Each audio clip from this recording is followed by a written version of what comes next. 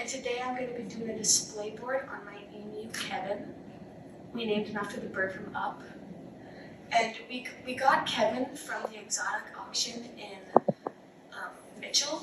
My grandpa bought us 2 emus and dropped them off at our house. And today I'm going to be talking about emus. So my emu, we got him as a male-female pair, but we ended up with 2 males that like to fight a lot. So Kevin went through like a lot of abuse from his partner, but we thought it was a female because that's what we were told, and we did a little bit more research and turned out since they both had a more bluish head that they were both males.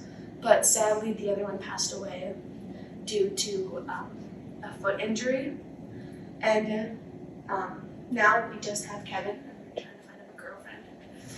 And today I'm going to be talking about him. So the first thing that you need to know is I have all the information here on my board, a little bit about their past. They're actually the national bird of Australia.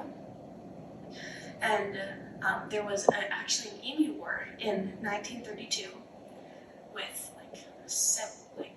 over 700,000 wild emus running around and tearing up crops. So they had to get military forces in to help move some of them around, but they lost.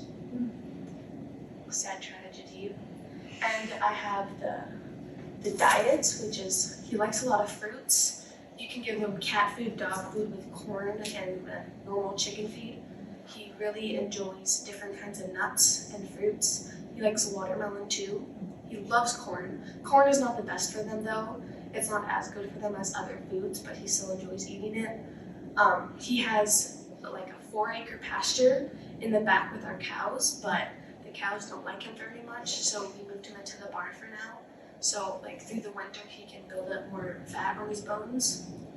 He's not the biggest emu. He could be bigger, but he's probably around this tall, but when he stretches up he's a good 6 feet plus.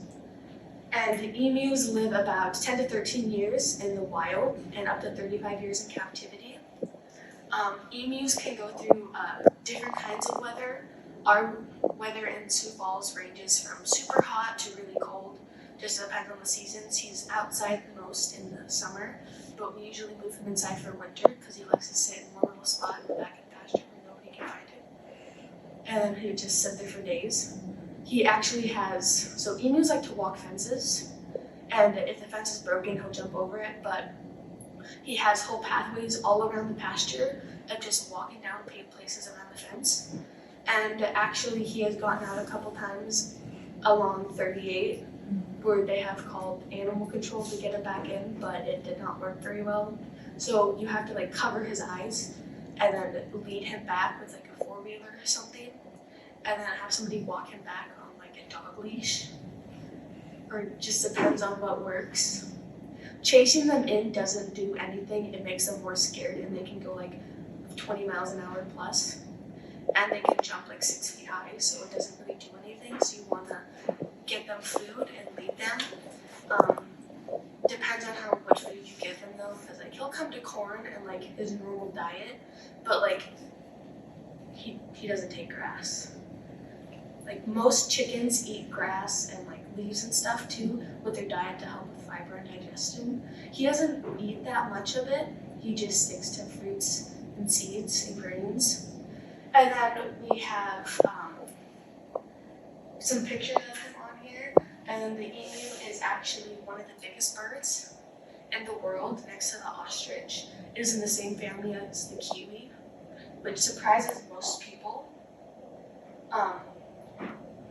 We also have a bunch of more information about emus that just males and females look exactly the same, but their head color is different. That's about the only thing. You want a nice wide head on an emu. Depends on if people show emus. I don't know if they show emus, but emus are native to Australia. We have all the information down on the board, and the different lives and stuff. And it says here by the diets, emus does not eat grass and prefers incense as flavor, so that would be flowers.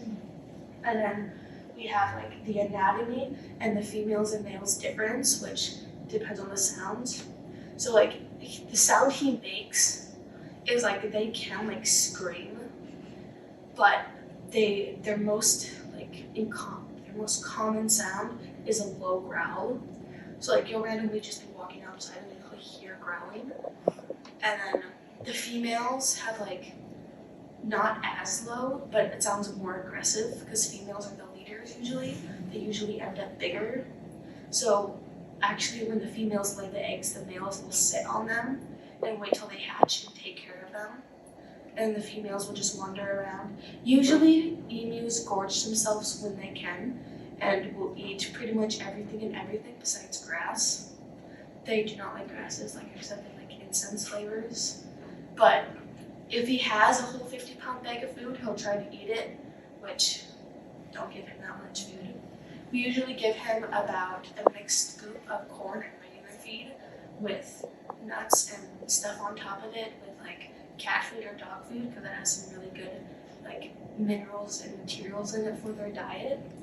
And then over on this side we have enough space, so we have the different diseases that they can have. I can't pronounce half of them, but like the short terms for EEE, that's this top one here, that can be found in horses too. It's usually a horse disease, but then they can also get like lice and mites, which you can treat it with like frontline, or there's like poor stuff for cows that works too, or like scaly lake mites that's usually found on chickens, but he is a bird, which means he can get it. It's basically where the scales on their feet lift up and the bugs get underneath it. And then I have gone through everything on the board and then all the information, and I have the sources where he lives here.